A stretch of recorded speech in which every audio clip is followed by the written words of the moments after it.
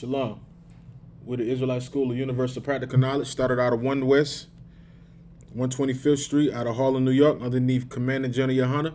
We're not affiliated or associated with any other Israelite group. Tonight's topic, man, we're going to go into something that is very heavy, man, that we need to address, man. You know what I'm saying?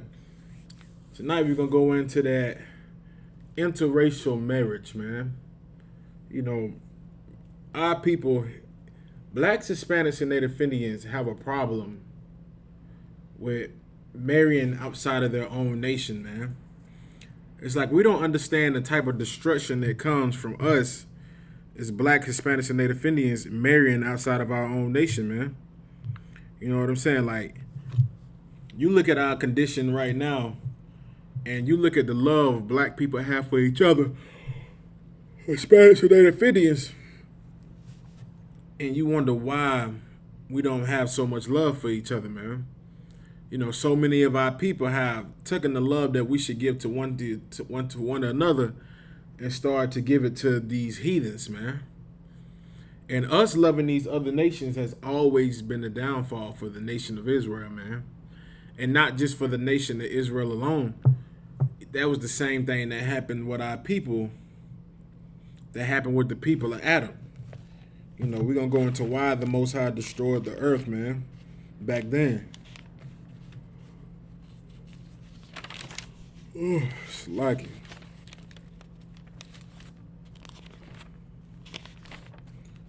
A lot of our people think, you know, marrying outside of your own is something glorious to do, man. You know, something good to do is to, especially down here in the South. Brothers down here in the South have a very, very bad problem with marrying outside of their nation. And when I say marrying outside their nation, I mean marrying these heathens. Because according to the Bible, blacks, Hispanics, and Native Indians make up the 12 lost tribes of Israel. And those should be the only people you should be marrying. If you so-called a Negro, so-called Haitian, so-called Jamaican, you know, so-called South American, you know what I'm saying? Our Latinos, our Mexicans. You're only supposed to be marrying your own people amongst your own nation, man. You shouldn't be going out there and marrying these heathen nations. You know, you look at the situation now with blacks, Hispanics, and Native Indians marrying outside their nation, and you look at the love that we have for each other and how it's been given to these heathens.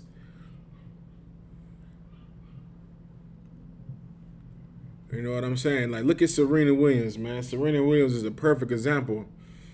They coming out with a movie for Serena Williams, digging a little more into her life and how hard Serena and Venus Williams' father had to fight to get his daughters in a better position when it came to them playing tennis. Because we all know that tennis at one point in time was a Caucasian sport, and it was a sport only played by Caucasians. But their father, Venus and Serena Williams' father, worked hard to train his daughters to be some of the best tennis players in the world. He trained them to be the best tennis players in the world. He battled with these devil oppressors like these reporters, different organizations that would boo his daughters.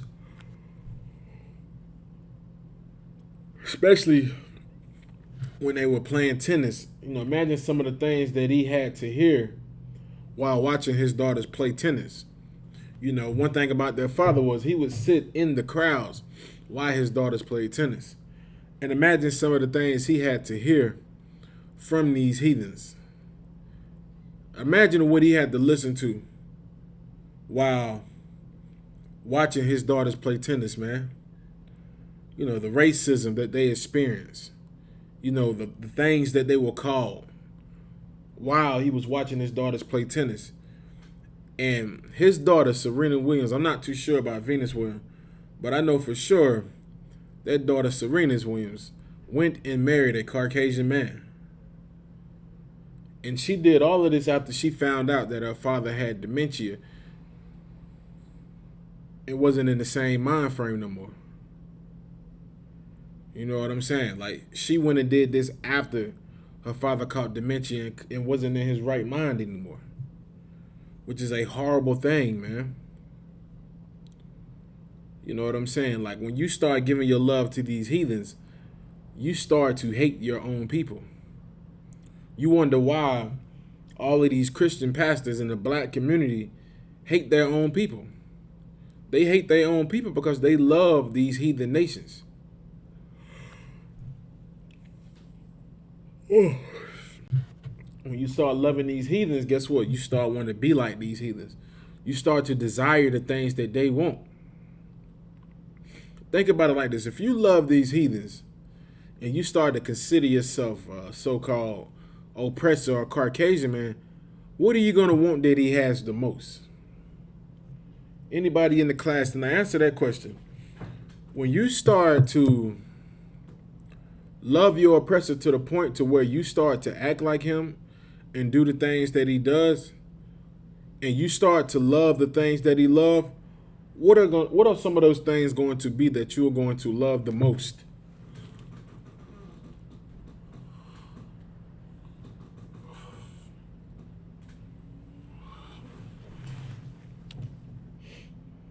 Sister Yila, what's going on, sis?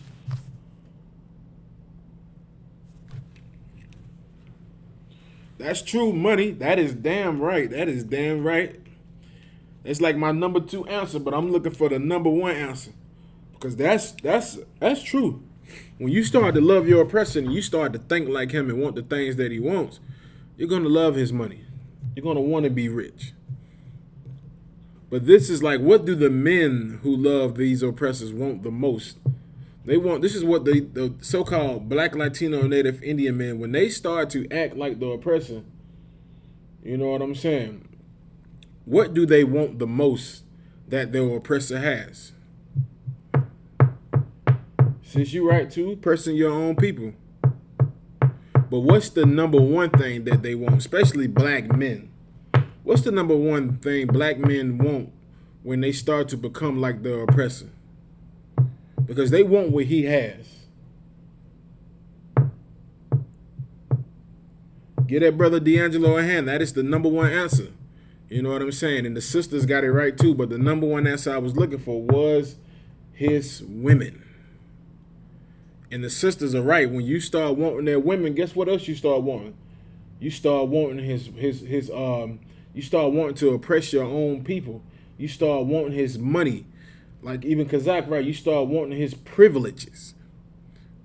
You know what I'm saying? Why do you think you see brothers who might think that this system loves them? Like, what's a good example? I'm trying to think of a good example. Like that brother who was in the military. He was an Ephraimite brother. He was in the military. And the police pulled him over while he was in his uniform, maced him and pulled him out of his car.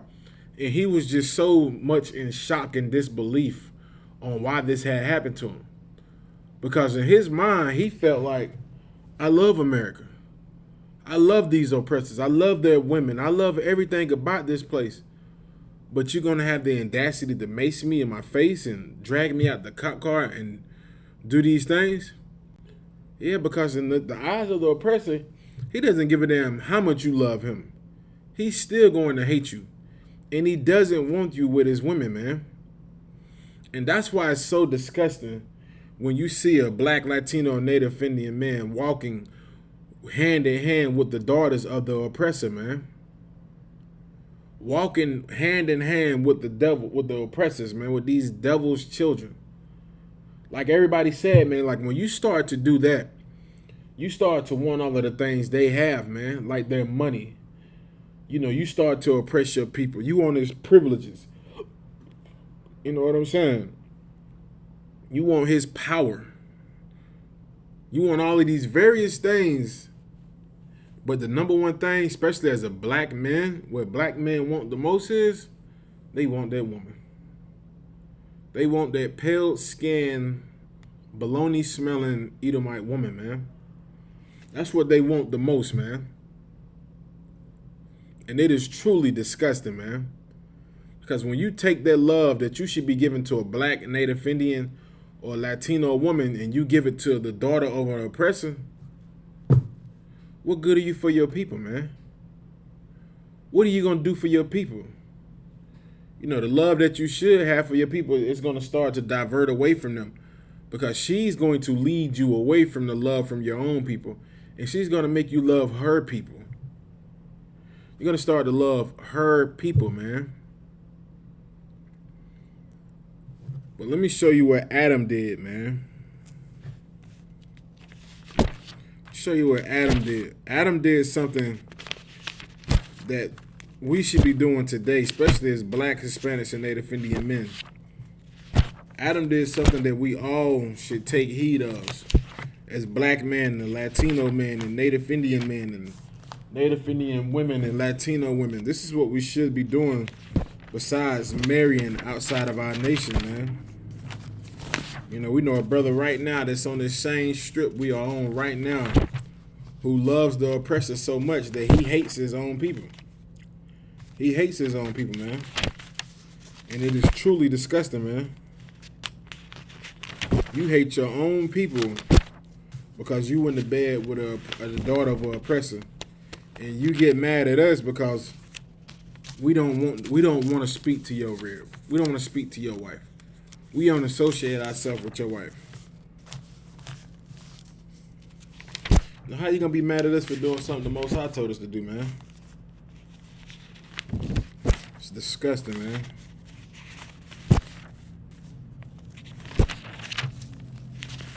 Now, let me find you what Adam did. Let me show you what Adam did in the scriptures, man.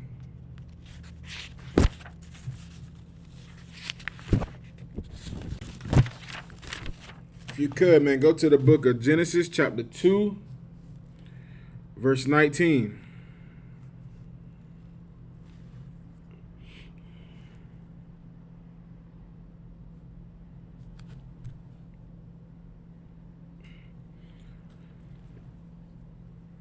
All right, I'm going to start at the book of Genesis, chapter 2, verse 19. I'm going to show you something that Adam did, man. I'm going to show you a tradition that Adam started. And it was a righteous thing for him to do, man. All right, this is the book of Genesis, chapter 2, verse 19. So I'm going to start at 18. The book of Genesis, chapter 2, verse 18.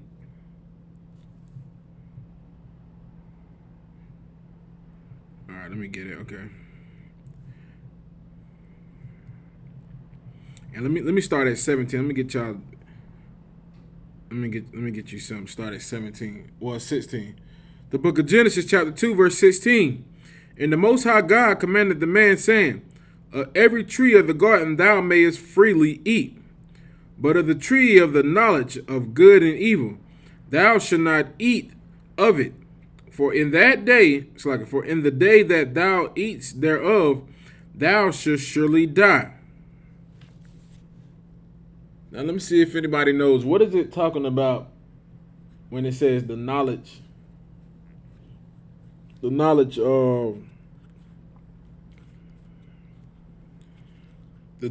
good and evil? What does it mean when the Most High says that in the scriptures, man? The knowledge of good and evil.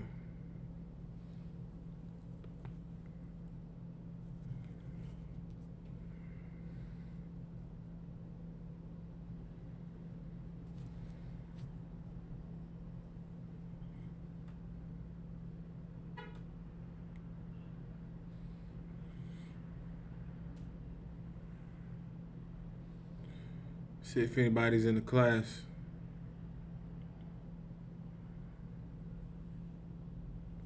What does it mean in the book of Genesis chapter 2, verse 17, when it says, but of the tree of knowledge of good and evil?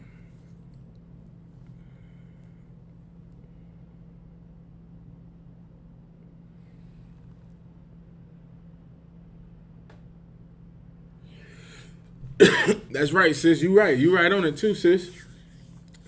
Sister Sharab, right. Give her a hand on that too. She's correct on that. But I'm going to add a little more onto it. Sis said, good knowledge is of our customs, and the evil knowledge is of the heathen customs. That's right. That is true. You know what I'm saying? But the truth of good and evil, sis is right, because you can tie this all in together.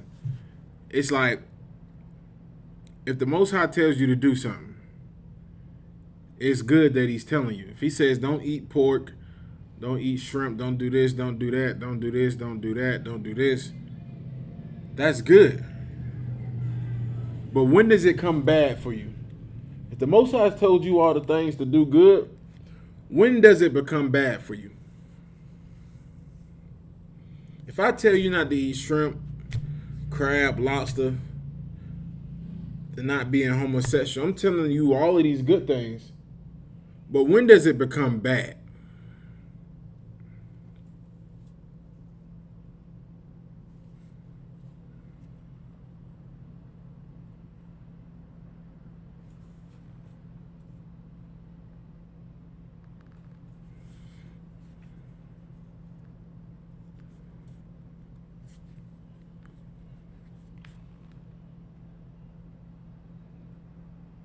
That's right. That's right. Your sister hand, she's right. Angelo, you right on it too. You said the results that come with doing good and evil. That's right. That's right on to it. And sis is right. You know what I'm saying? Sis is right. It's when you start to go against what the Lord say, you get to find out how evil the Most High is.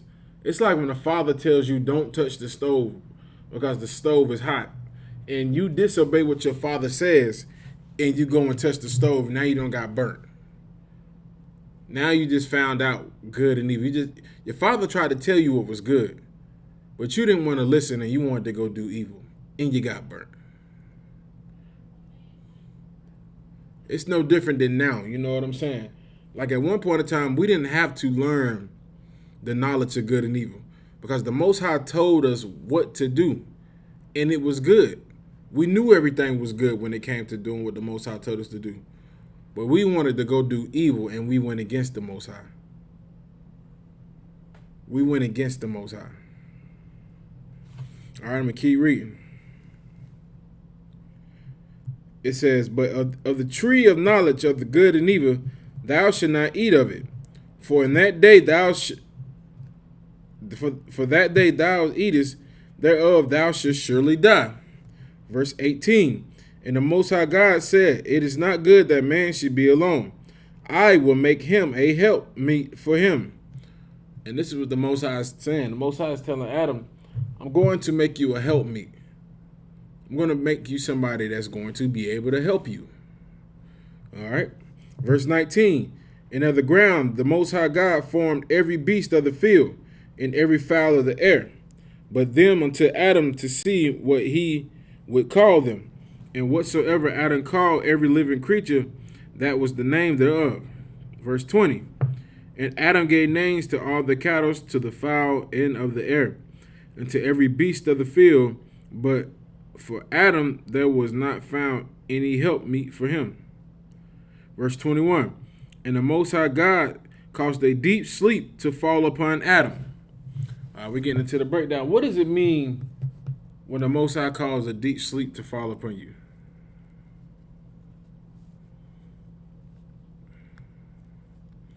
What does that mean when the Most High say he causes a deep sleep to fall upon you?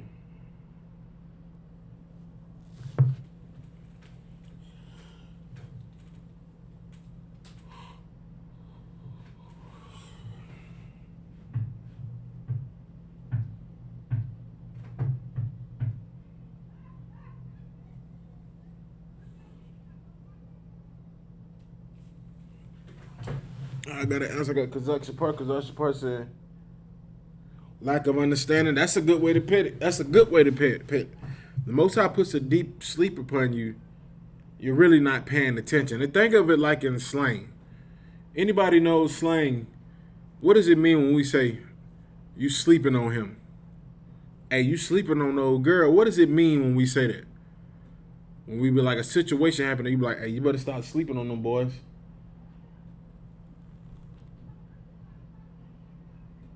That's right. Sis is right also. She's right. Adam was not aware of what he was doing. That's exactly right. You know what I'm saying? It's like you're not paying attention. Like sis said, you're not aware. You know what I'm saying? You're not aware of what's going on.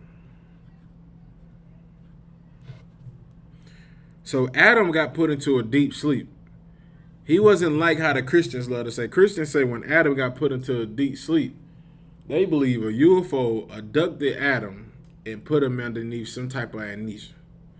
I've heard it. I read the stories. I've seen the stories. This is what Christians really believe. They believe Adam got sucked into a spaceship and put to sleep with amnesia. What's that called? With the medicine, they put the little mask on your face and you fall asleep. That's what they believe. I've heard it. And I was like, damn, these people are real idiots. All right, I'm going to keep reading. And it says, and the Most High God caused a deep sleep to fall upon Adam, and he slept. You know what I'm saying? Like he said, he wasn't paying attention. He was lacking. He wasn't even paying attention. He was just walking around chilling. He wasn't paying attention. And it says, and he slept, and he took one of his ribs and closed up the flesh inside thereof. And it says the Most High took one of his ribs.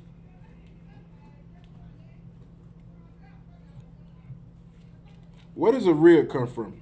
And what is a rib? Right, Shirai, you're right. It says anesthesia. They believe Adam got sucked into a spaceship and got anesthesia put on his face. Where the hell they get that from? I have no idea. Christian church is Looney Tune. That's why you should stay out of there. They think the Bible is a mythological book, but it is not that.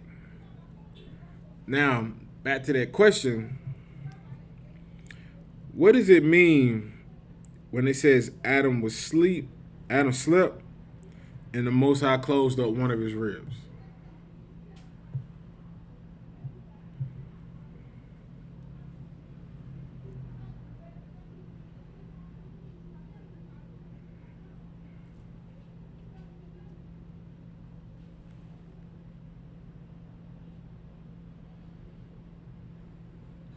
Right, y'all right, family. But what like think of it not in that sense. What y'all saying is correct. But let's think of it as in the doctor form. What is a rib compared like to a doctor? If you're a doctor and they say one of your ribs is broken, what is that rib? What is the rib? What is it?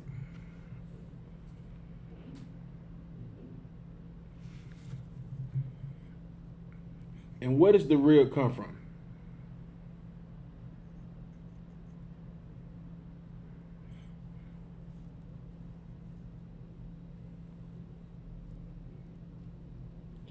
You right, sis, but I'm trying to break it down for people that might not have never heard this, because Christians read this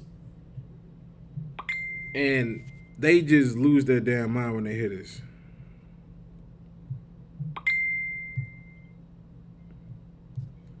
I think I'm gonna give it to you for time's sake.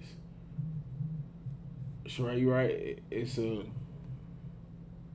That's right, sis. A close part of you. Think about it. A rib is a bone. A rib is a bone. And what does that rib come from? It comes from your side. That rib comes from your side, and it is a bone. I'm just breaking this down for Christians who might be in the school class watching. You know what I'm saying? They probably on the internet, keyboard thugs, internet gangsters. You know, they probably watching. They need to be watching. But that rib is a bone that comes from your side. Just remember that. Remember what I just said. That rib is a bone that comes from your side. All right, I'm going to keep reading. It says, and the Most High God caused a deep sleep to fall upon Adam, and he slept, and he took one of his ribs and closed up the flesh instead thereof. And make sure you remember that thereof right there too. Verse 22, in the rib which the Most High had made, So like had taken from man and made he woman and brought her into the man. And Adam said, this is now bone of my bones and flesh of my flesh. I'm pretty sure y'all know what this answer is. What did the Most High mean what did Adam mean when he said this?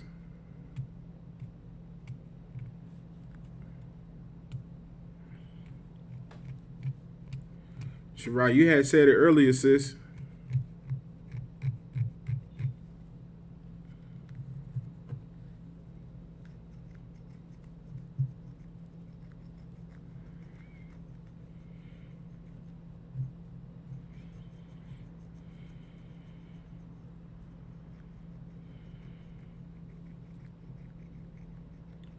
I'm gonna give it to y'all for time's sakes. Eve was from. Okay, we're gonna break down what does it mean when it says, "Ye are now flesh of my flesh, bone of my bone," or it says, "You are now bone of my bones and flesh of my flesh." That's right, sis is right. It's a family tree. But I'm gonna get y'all the scriptures and the breakdown on it to show y'all.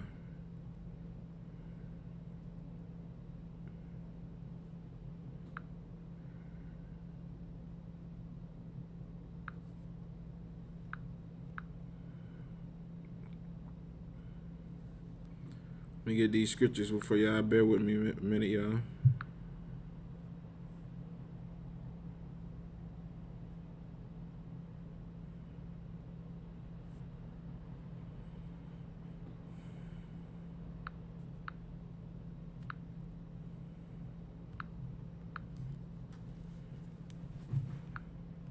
Salakia, bear with me, y'all.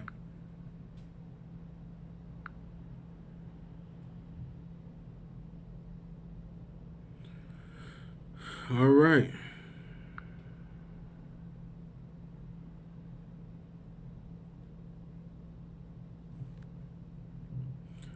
All right, if you could, go to the book of 2 Samuel, chapter 2, verse 5.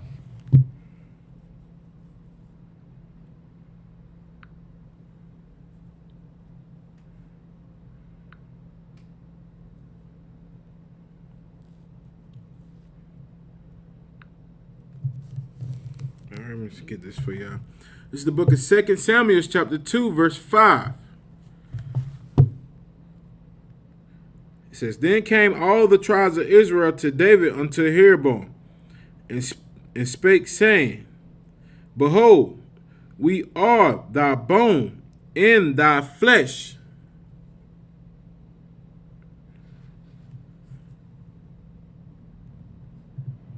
I got a lot of good answers. I got all the right answers. This is my family tree, and that's right. We're gonna use that. We're gonna use this as my family. That's what that bone means. You know what I'm saying? That's what flesh means. That's what he meant when he said, when Adam said,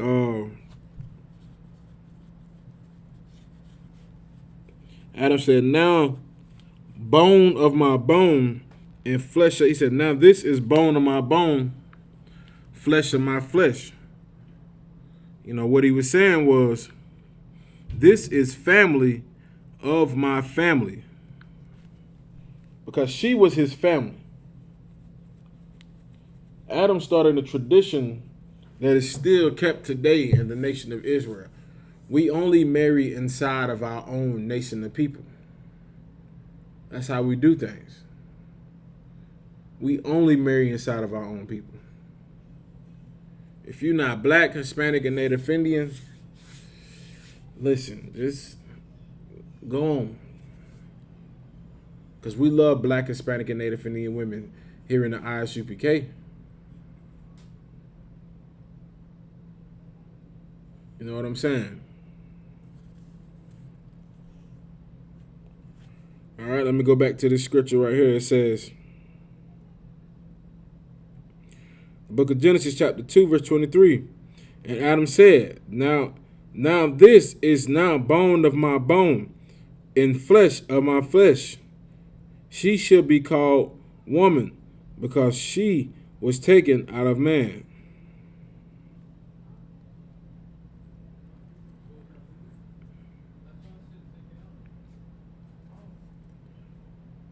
You know what I'm saying? Like, Adam made a family with his family. Like, Eve was his distant cousin, and they went and had sex, and they started to build up a nation.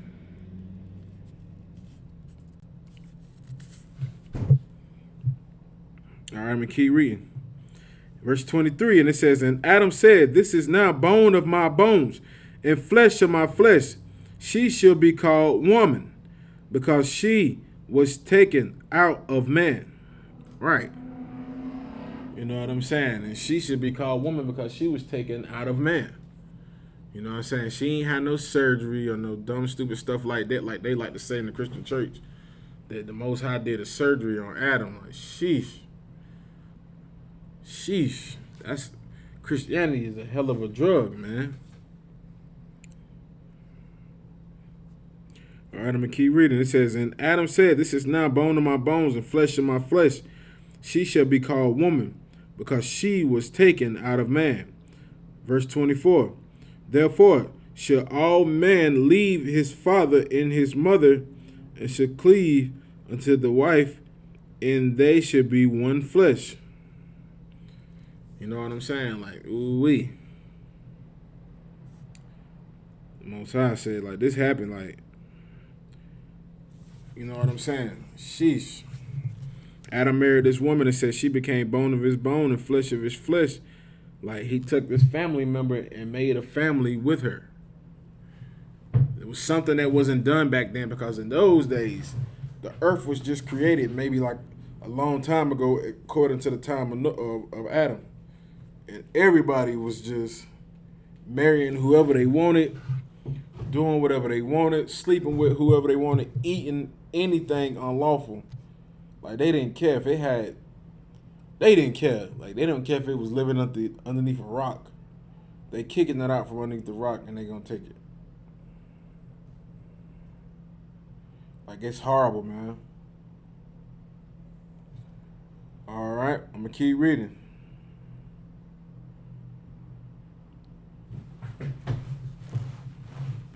All right, and it says, therefore shall a man leave his father and his mother, and shall cleave unto his wife, and they shall be one. What does it mean when it says they shall be one? Somebody help me to understand that. And you know, with the Christian church, you don't heard it all. What does it mean in biblical terms when it says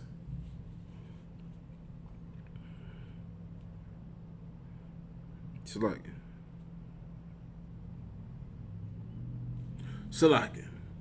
You know what I'm saying? Like, when you get married to a woman, you supposed to not disassociate with yourself with your mother and your father, but now it's time for you to be an adult. You know what I'm saying? Like, it's time for you to raise your own family, because families knew that back then. The children, you know what I'm saying? Children with the wife and everything, they had everything situated better than how things are today. All right, I'm gonna keep reading. And then it says, and shall cleave unto his wife, and they shall both be one. Should be flesh like it. And they were both naked, the man and his wife, and they were not ashamed. Now, what does it mean when it says they were naked?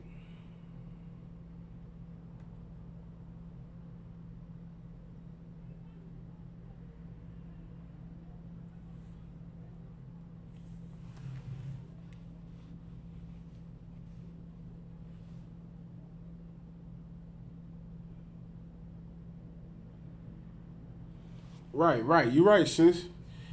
It's like when you marry this woman, it's time for you to take on the role as being a provider, being a husband, and being a father.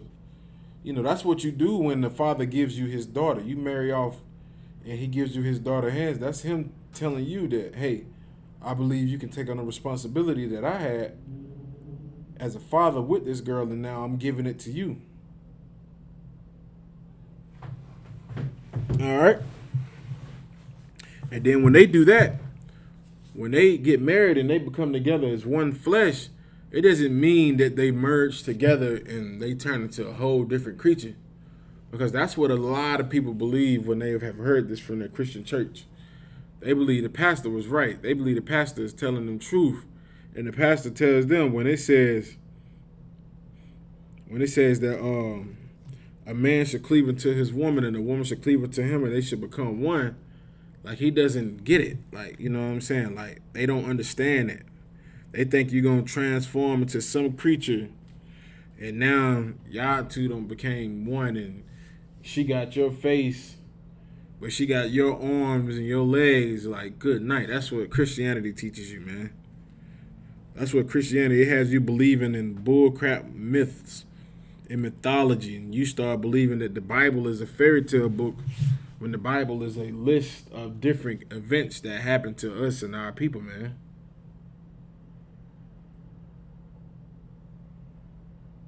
Right, and Sister Shirai got the breakdown on this one. She said, they walked in the truth, but they were not ashamed of it. But they were ashamed of the truth. That's true. It's like they believed in the truth. They knew about the scriptures and everything, but they must have had somebody on the outside talking to them. You know what I'm saying? Encouraging them not to do the things that we do inside that school, man. All right, got some more comments.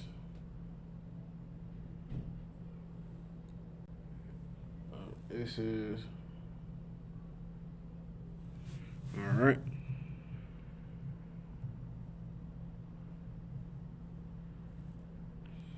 I'm going to go to the next scripture. Well, I'm going to keep reading. Verse 25. And they were both naked, the man and his wife, and were not afraid.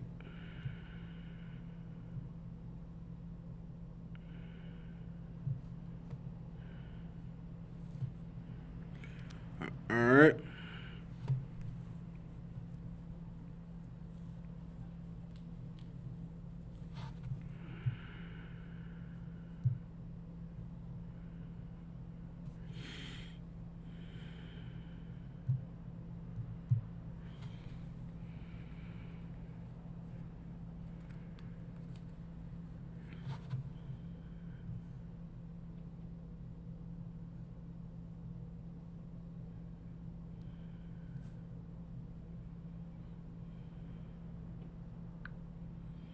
Mm-hmm.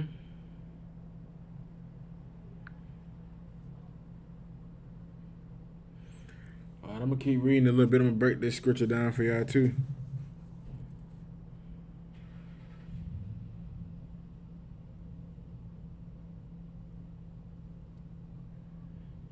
All right, this is the book of Genesis, chapter 3.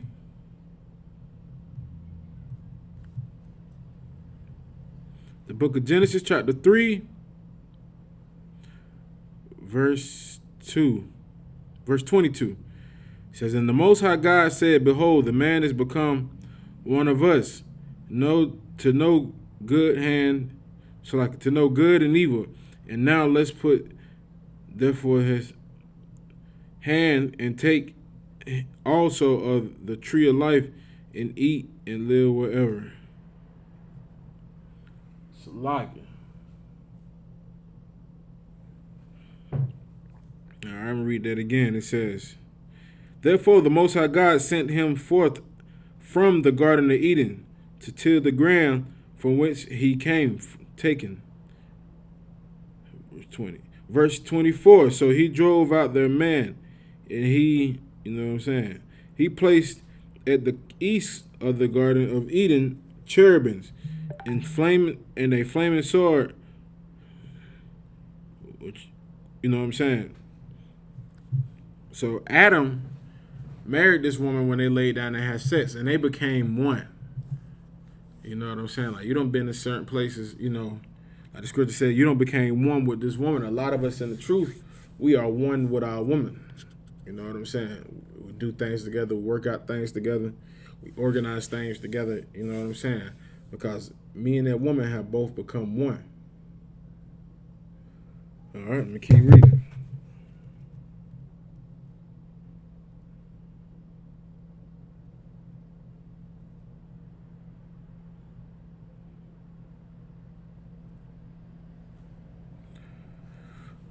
Salaki.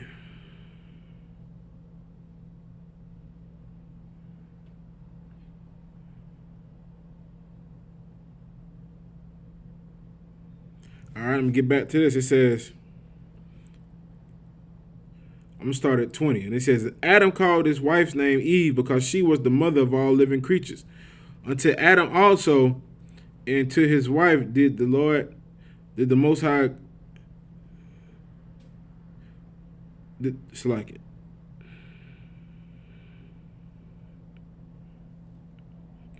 It's like it. It says, all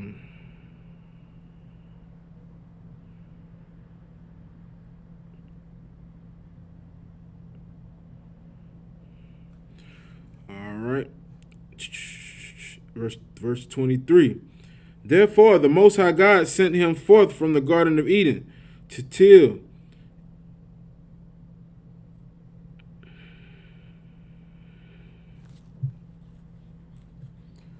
All right. It says, and the Most High God, therefore, the Most High God sent him from the Garden of Eden to till the ground from whence he came from. Because if anybody knows anything about the scriptures, Malcolm had not Malcolm, but he had became the leader over the whole nation of Israel. You know what I'm saying? Came the whole Salaki.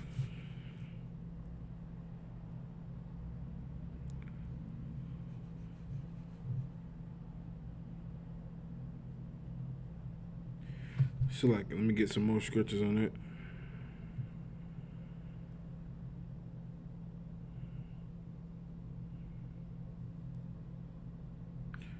All right, Salaki. I'm going to go to Genesis chapter 4, verse 1. And Adam knew his wife Eve, and she conceived and bare Cain, and said, I have gotten a man from the Most High. And she again bare his brother Abel, and Abel was a keeper of the sheep, but Cain was a little taller off the ground. Verse 43.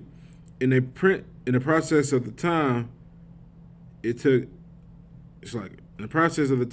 came to pass that Cain brought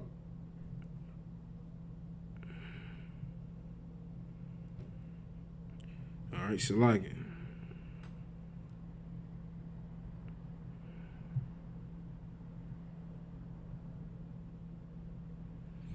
All right. So now we're going into this part of how. Let me get to Noah.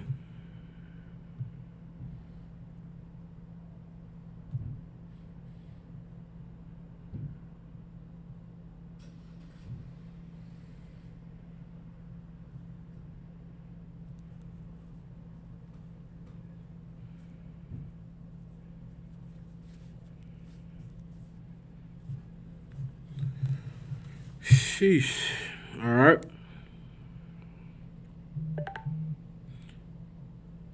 Let me get to this. This is the book of Genesis, chapter 6, verse 7.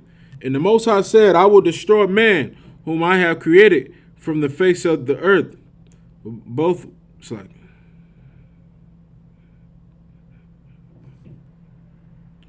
all right.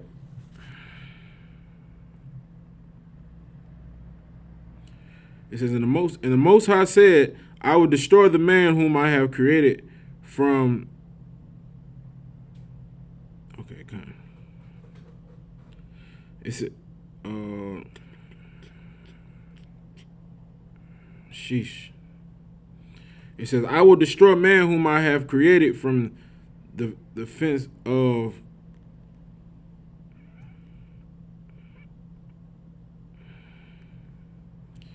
All right. It says, verse 9.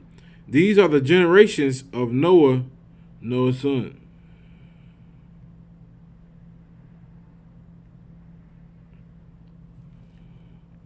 Read it again. It says, for the repent.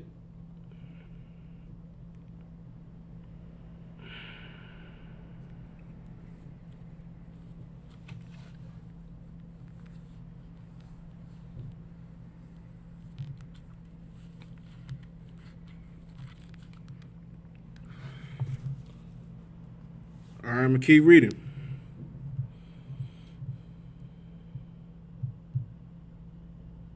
Verse 2, the sons of the Most High saw the daughters of men. Now, what does it mean? What does it mean when it says that,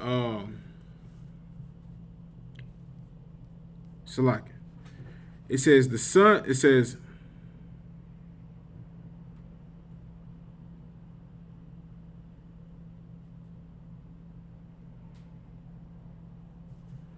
all right, Salak.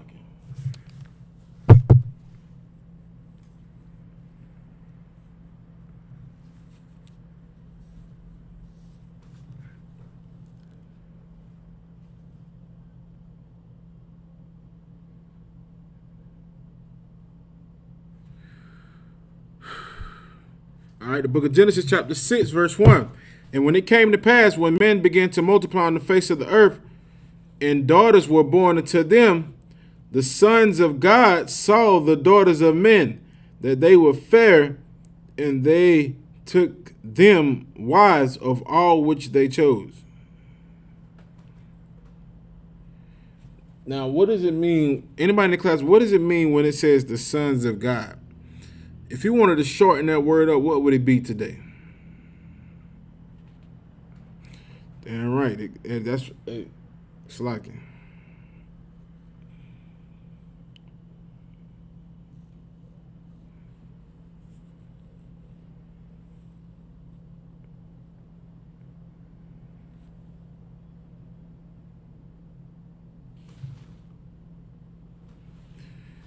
What does the word?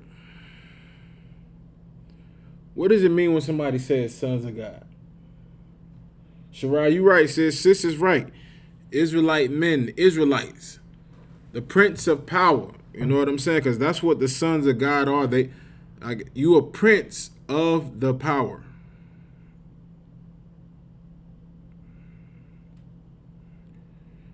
That's what this scripture is saying. It says the sons of God, which would be, you can say the prince of power, either or. All right. The sons of God, which would be what we are today. We are the sons of God. All right. And it says the sons of God saw the daughters of men, that they were fair.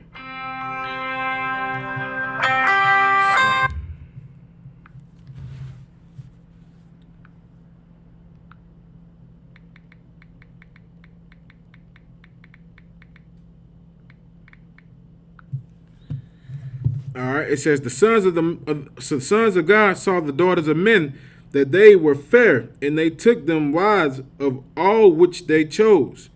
And the Most High said, my spirit shall not strive with man. It says, shall not strive with men, for that he also is flesh, yet his days shall be 120 years. And what did the Most High mean when he said this? What did the Most High mean when he said he doesn't want to strive with men?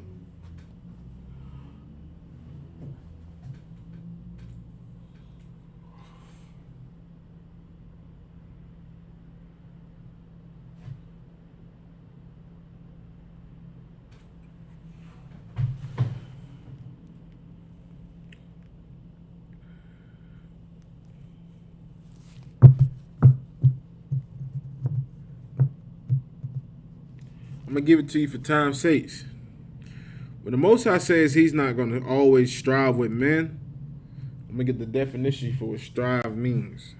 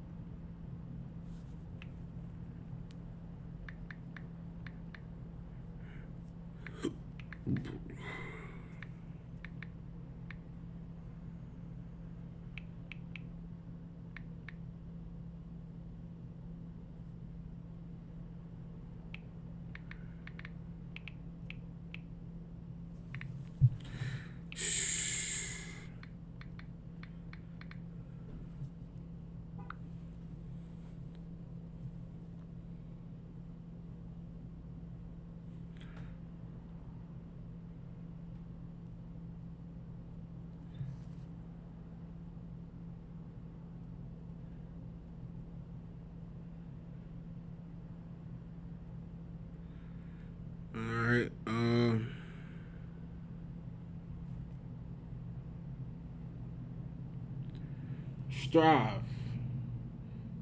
Right, because like you're right, to put up with them. Like the strive means to put up with them. You know what I'm saying? We're just going to break it down for our people. The Most High was saying he's not going to continue to put up with men too much longer, man.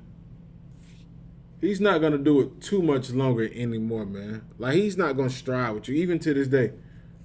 The Most High is not finna continue to strive with men on this planet.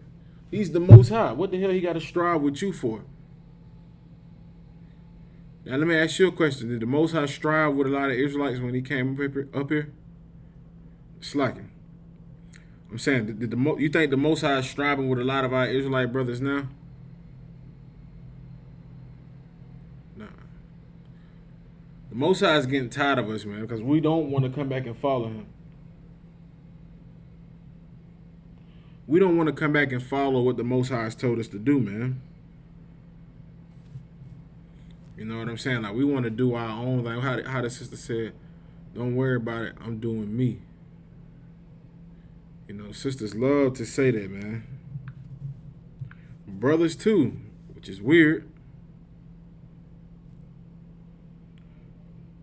But the Most High said, I'm not going to continue to wrestle with men. You know what I'm saying? All right, I'm going to keep reading. Meaning also, like, the Most High is not going to continue to put up with men. All right? And it says, my spirit should not always strive with him. It's like with man. For that he also was flesh, yet his days should be 120 years. You know what I'm saying? And what is the Most High saying when he said this? He says, for that he should always do.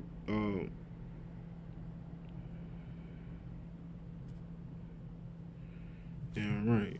So like, you know what I'm saying? Like, the Most High told us that we got to take care of our women. We do that, but it's like, man, it's crazy, man. I can't even feel like it. And it says, and the Most High said, my spirit should not always strive with men, for he also is flesh, yet his days should be 140.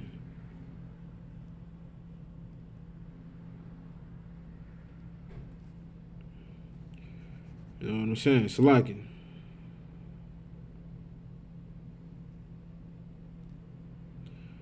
All right. Verse 4. It says, there were giants in the earth in those days.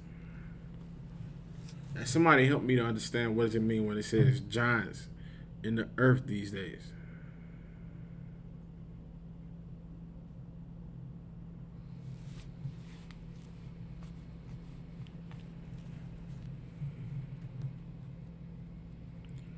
It says that, and there were giants in the earth in those days, and also after that, when the sons of the Most High came in unto the daughters of men,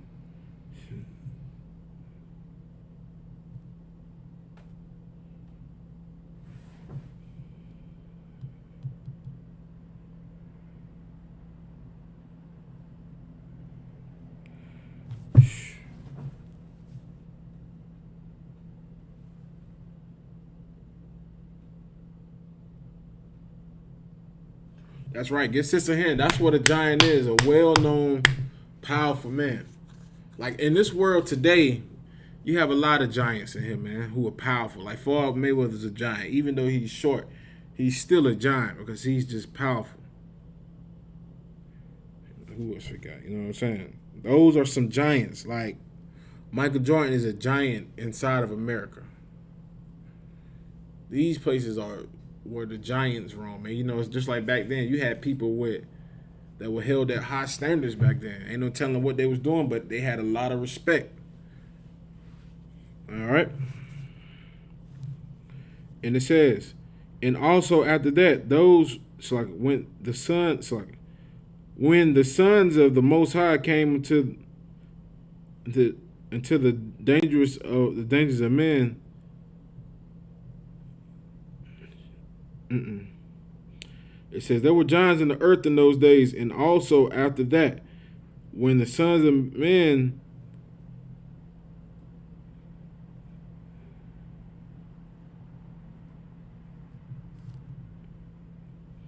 all right, I'm gonna keep reading. It says, the sons of the Most High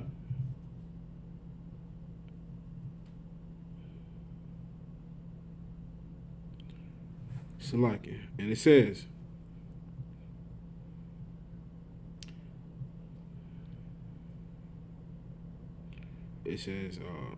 there were giants in the earth in those days, with people with high standards, pretty like, people who had rank inside of their economy back then. All right. It says, and also after that, when the sons of the Most High came to the daughters of the men, and they bear children, to which to them the same became mighty men, which were of old age. It's like a word of old renown and renown.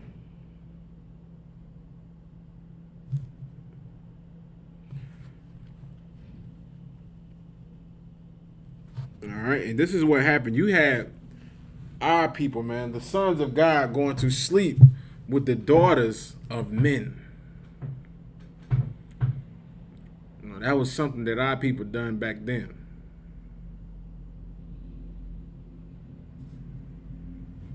And let's find out what the Most High did. Verse 5. And the Most High saw that the wickedness of men was great in the earth, and that every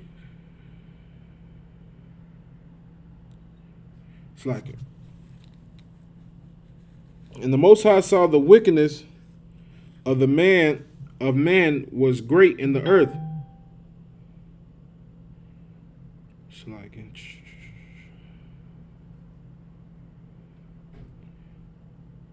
And it says, and that every imagination of the thoughts of his heart was only evil continually. Verse 6. And it repented the Most High that he had made man on earth. Sheesh. Crush like, good gracious.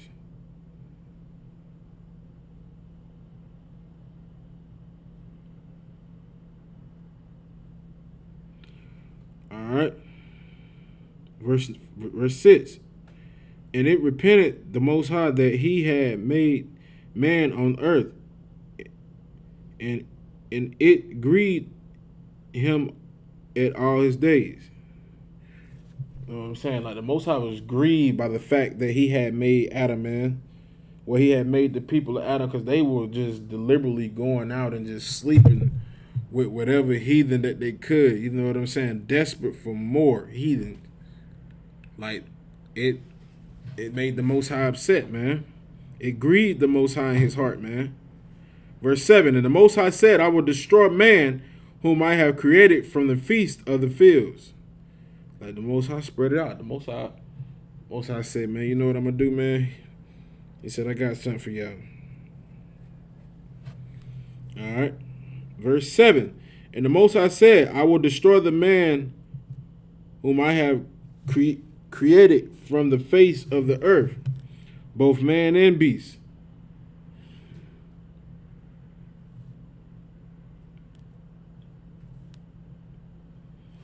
All right, I'm going to keep reading. And it says, verse 7, it says, and the Lord said, I will destroy man whom I created from the face of the earth, both man and beast.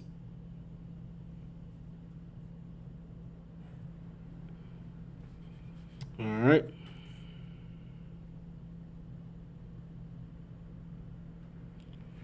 Okay, verse 7. And the Most High said, I will destroy man who I have created from the face of the earth, both man and beast, and the creeping thing.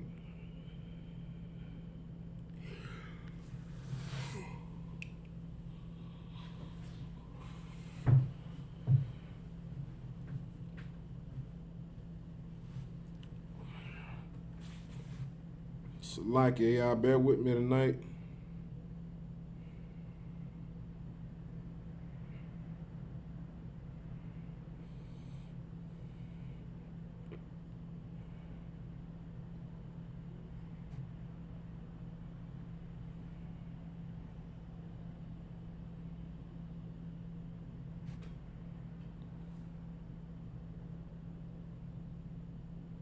All right, let me keep reading. Salaki. All right. So back then, man, you had our people back then, the people of Adam, sleeping with the daughters of men. No different than what our people do today, man. You got brothers today who just love the daughters of the oppressor, man, which makes no sense at all. Like, how can you love the same nation of people that have destroyed your people, man, for the past 400 years? How can you? How can you sit down at that table? How can you sit amongst that? And if you do sit amongst these people and you having dinner, you're conversating, and you about to marry one of their women, you do that because you hate your own people, man. And it's obvious that you can tell this. Like, you hate your own people. That's all it is. It's just that you hate your own people. Rather than be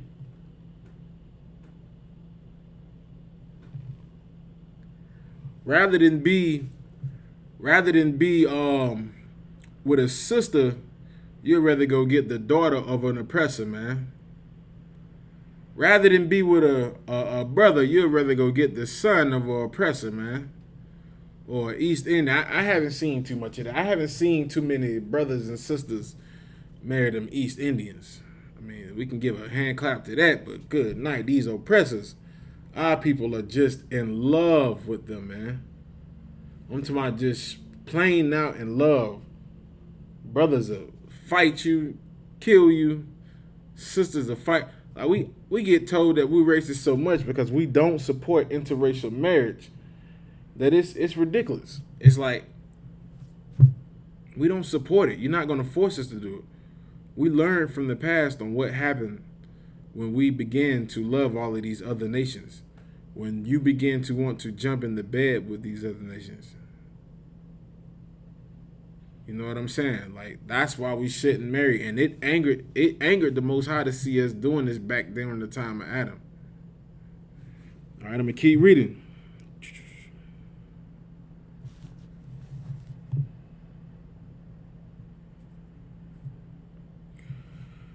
All right. Verse 7. And the Most High said, I will destroy man whom I have created from the face of the earth, both man and beast. And the creeping things and the fowls of the air, for it repented me that I have made them. So why did the Most High destroy the earth, man?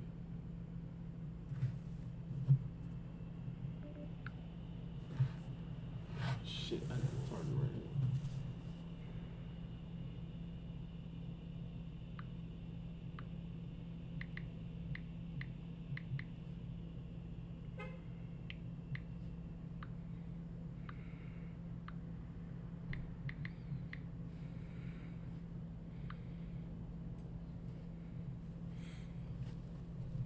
Why did the Most High destroy the earth, man? Why was the Most High tired of the sons of God? Why was he tired of the sons of his power, man?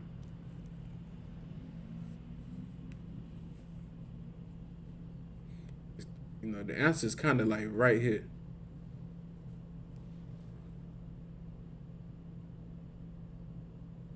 That's right. Sister's right. Give her a hand. We were not doing what the Most High told us to do, and we were marrying heathen women. We were marrying heathen women. Like, sheesh. Blacks, Hispanics, and Native Indians, man, they still do that today, man. All right, I'm gonna keep reading. Verse 8. But Noah found grace in the eyes of the Most High.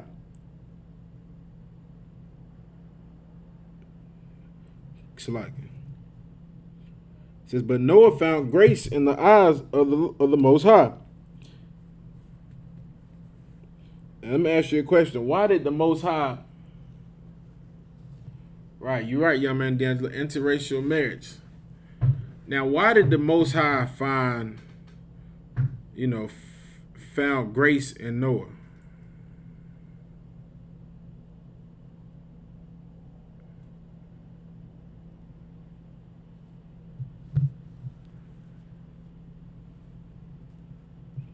You're right, interracial marriage. Sheesh, I don't understand. I don't get it. I don't understand why brothers would rather give all of their love to these oppressors rather than to their own people, man. It's like, but that's a part of what happens when you've been oppressed by this nation for so long. You begin to develop a hatred for your own people and a love for the same people who have oppressed you for 400 years, which makes no sense at all. Makes no sense at all. The same people that tell you how to live your life are the same ones who do all type of craziness. You know what I'm saying?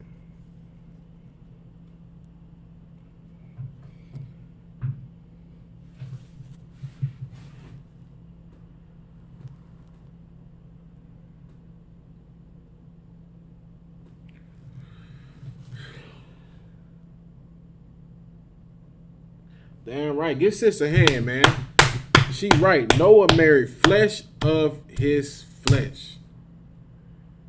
He married flesh of his flesh, bone of his bone, man. And there's so many precepts to help back this up, man. I'm going to pull a couple for you so brothers can put this in their arsenal, man.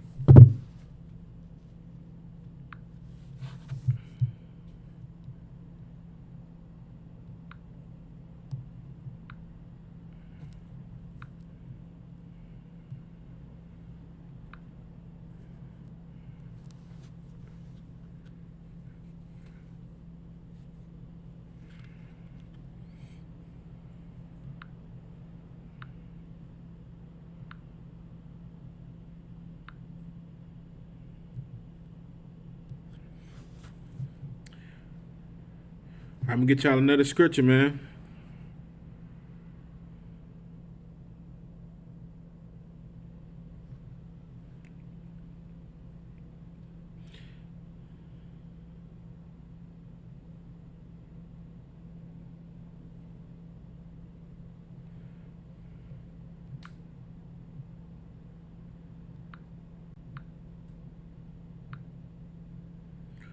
All right, the book of Samuels.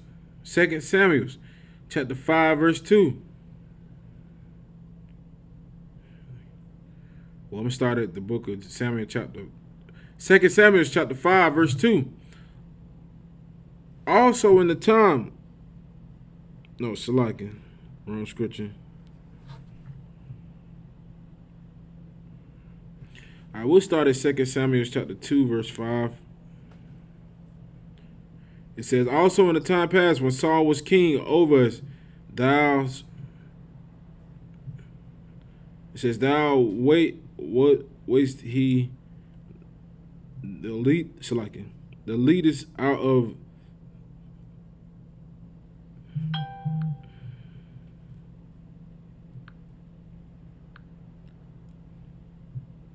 Salakin.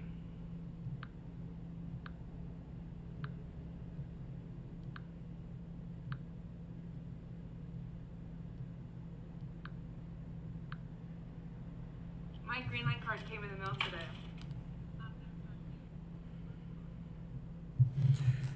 All right.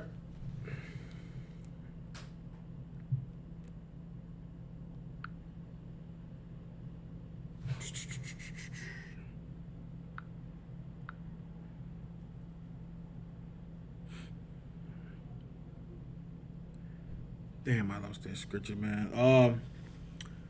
It's like it. Like, you got to think about this, man.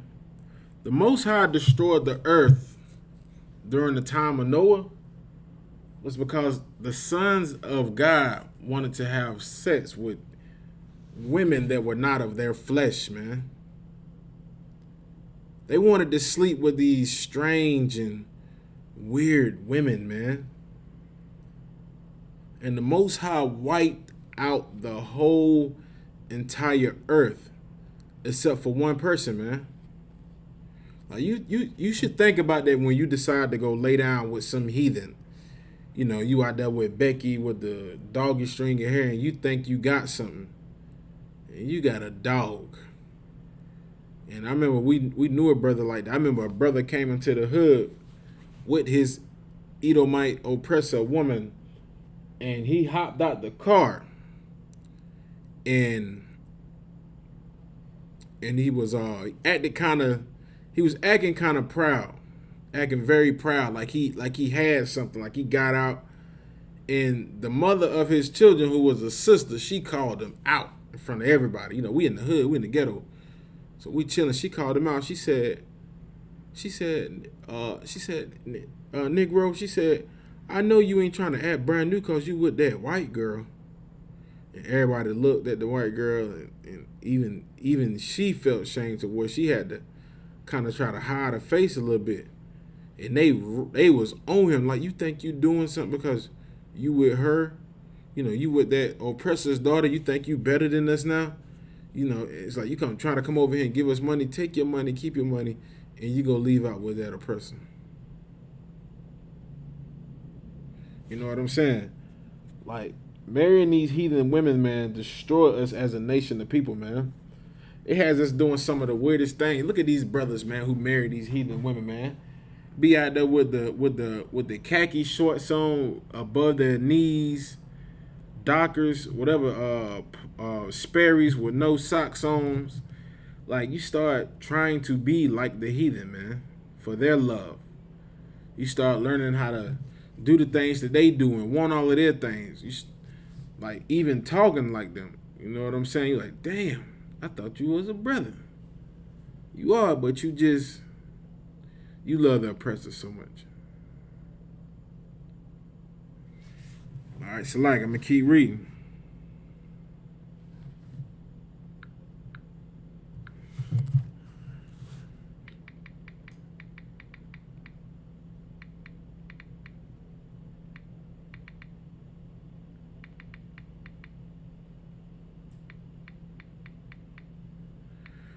And let me show you what else happened, man. When our people try to love these disgusting heathens, man. When we try to love and be a servant to these heathens, man, and marry their daughters. Let me get you a scripture, man. If you could, like, everybody go to the book of 1 Kings, chapter 11, verse 1, and we're going to start from there. And we're going to go into somebody who was a pioneer in the nation of Israel, man. Like, the Most High destroyed the whole entire earth because his sons wanted to lay down with these heathen women. And the Most High wiped the whole entire earth out, man. Now let me show you something else that happened to one of our brothers who thought it was good to marry these different women, man. The book of 1 Kings, chapter 11, verse 1. But King Solomon loved many strange women.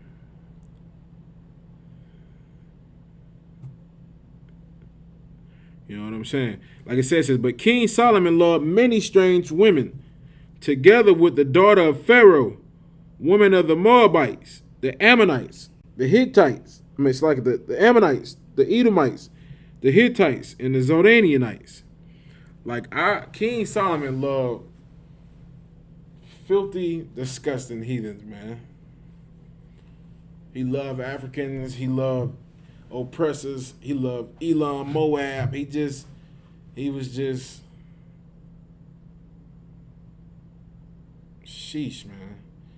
Like, King Solomon even fell victim because he wanted to interracial marriage, man. You know what I'm saying? I'm going to keep reading. All right, verse 2, and it says, of the nations concerning which the Most High said unto the children of Israel, ye shall not go into them, neither shall they come into you. For surely they will turn away your heart after their gods. And that's what happens, man. When you start to love these heathens, that love that you're supposed to have for the Most High and those things you're supposed to do, you don't do it anymore because you love the heathen. You love the heathens. You know what I'm saying? You love everything about it. And those things, when you start to do that, you start to disassociate yourself from the Most High and the culture that He's taught us. You know what I'm saying? Like the Most High gave a law for us not to do this, man.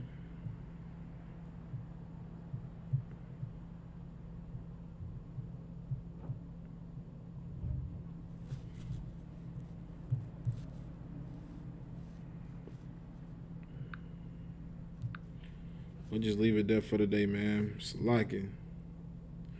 We're going to close it out a little early, man. You know it's Monday night class. Salakia, bear with me, y'all.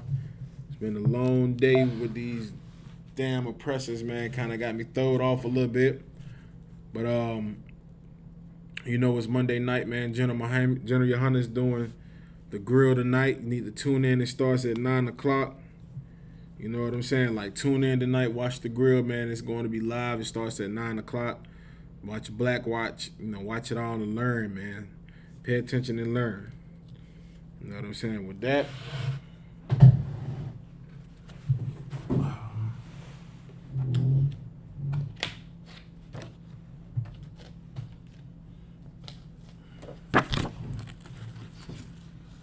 Isupk security announcements. We are the Isupk, started out of 1 West 125th Street, Harlem, New York. Rule for new brother and sister.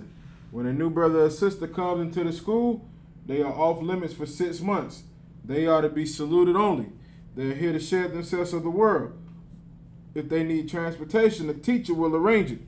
After 6 months, if a brother or sister has an interest in a particular person, he or she must get permission from the head to speak to a brother or sister. There is another 6 months in which the brother and sister will court each other. After this 6-month period, the brother and sister will get permission from the head to marry. Tithes, which is a commandment, Numbers 18 through 21, Malachi chapter 3, verse 8 through 10, means tenth in the Hebrew, ma'asharah, 10% of every penny of any increase the Most High gives you, give to the treasury department or teacher. Priest fund, free will offering for priests, not mandatory, whatsoever amount you would like. Upcoming holy convocations.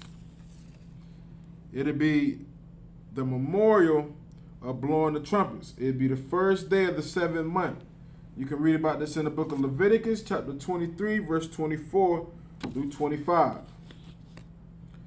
Now, remind Achman Akwaf to check the bulletin board in the hallway. If anyone wants to be a trooper in the school, to start wearing all black boots, shirt, pants, headband, and scarf. And with that, shalom.